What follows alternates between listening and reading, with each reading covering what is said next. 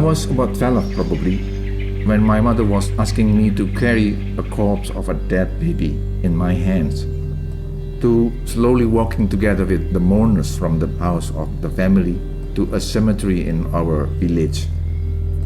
It was sad, but it was beautiful solemn funeral rite for Muslim people in my village, spontaneously honest.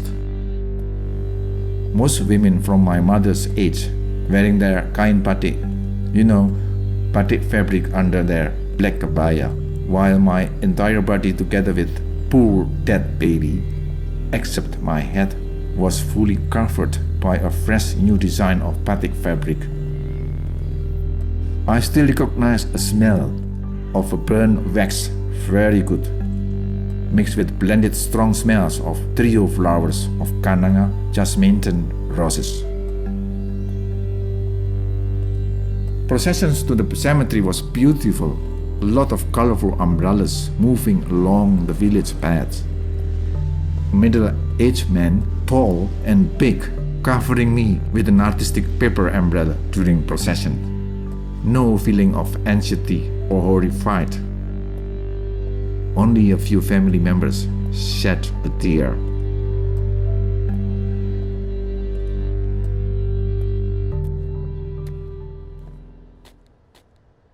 Metaphorically, we, Austronesians, take death as a source of our life. Maybe because we all fear death. We would not actually, but we do not look at it as a taboo. We speak in many forms of expressions as language for death, rather than hiding it. Rejections on the burial of the bodies of terrorists in Surabaya by few villagers moved me, inspired me to prepare the coffins I imagine.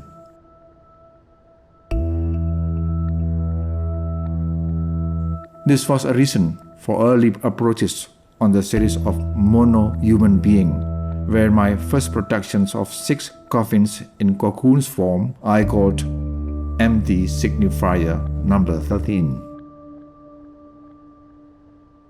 So, metamorphosis was the keyword to begin with. A cocoon is a form full of fantasy where you put a lot of hopes. We're all happy with this metamorphosis.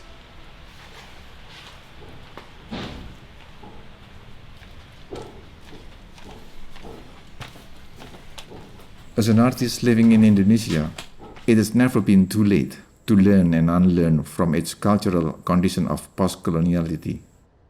But who is behind that importance of sharing knowledge? Why do we always have to share knowledge only? The local modernity is probably the most irrelevant Indonesian context of post-coloniality, since modernization in Indonesia intentionally creates tension between tradition and modernity. We are rich of various kinds of traditions, including beliefs and religion, and not all of them are on the same path to things. It is tensional and very much dynamic. For me, culture is always on the move.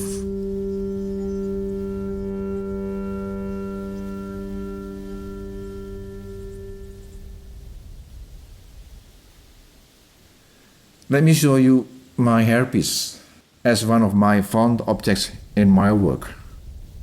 25 years ago, a particular style of hairpiece in Java spoke strongly different than nowadays in my hometown, Jakarta.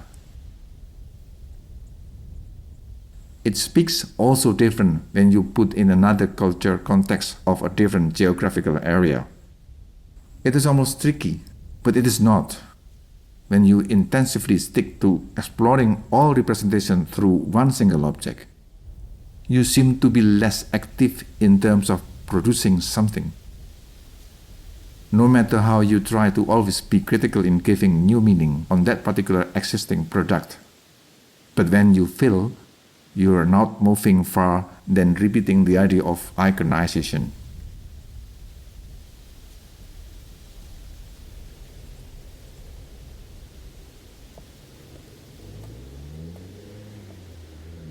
I was obsessed by the idea of introversion from the Japanese perspective of culture.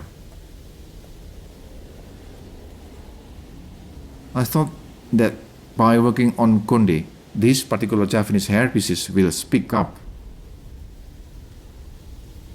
Now you will imagine from the perspective of audience who start to iconize me as a konde artist. It just happens and I cannot prevent it. What I have to do is keeping open and arbitrary the relation between the use of found object and the idea. I do not want myself trapped in iconizing my own work.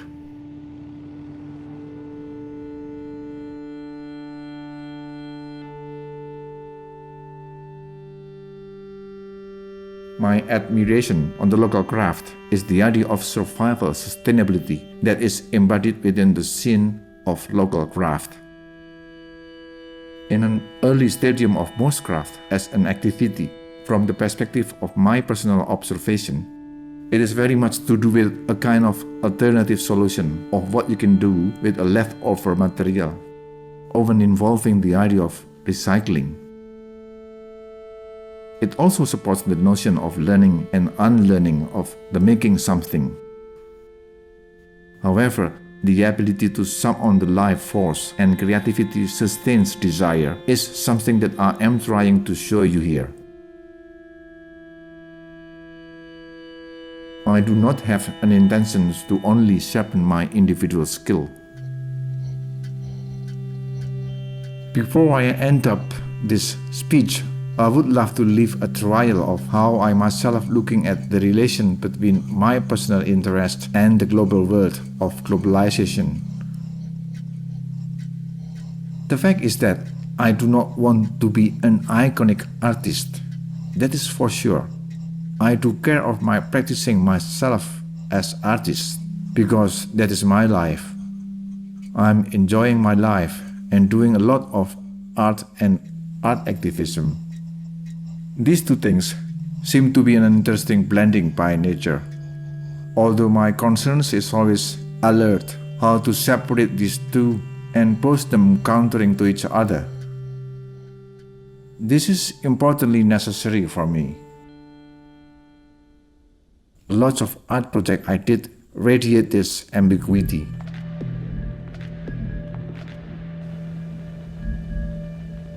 Just to mention the Setochi Triennial in 2019 at Ibukijima Island in Japan, we decided to focus on an almost forgotten talisman, a fully respected talisman by Japanese fishermen, and so the inhabitants of the island of Ibukijima, Setochi Islands, Japan. It is often said as a holding belief for fishing communities in Japan to always be optimistic about getting fish in the sea without being obstructed by the danger of accident at sea. Funadama-san is a fictional spirit outside their marine technology awareness. Engaging subconscious active participation within the broad cultural framework is my interest, a strong reason for us. Our most inspiring concern in the Pasang project for Setochi Triennial 2019.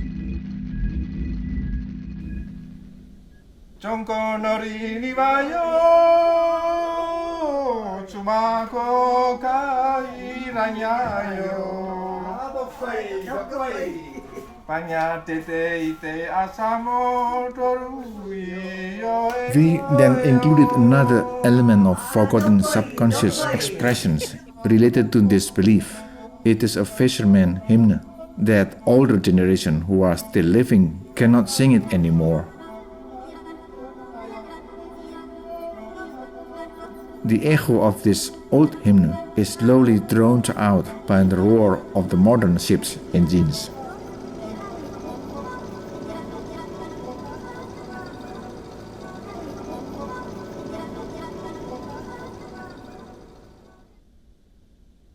I would rather call most of my art projects are trembling experiences of translocality rather than internationalism.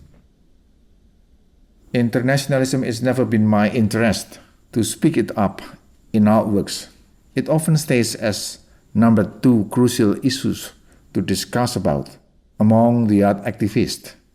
Find out ways to intervene the policies and change them without necessarily creating a vulgar artworks.